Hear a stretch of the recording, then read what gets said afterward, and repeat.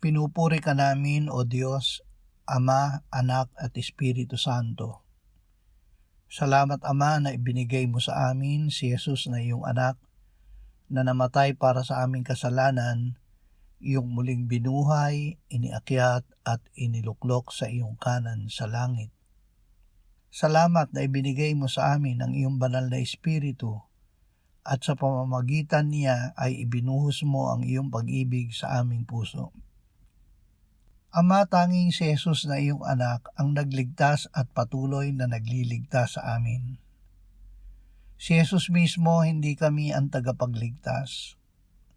Salamat na siya ngayon ay nananahan sa amin. Amen.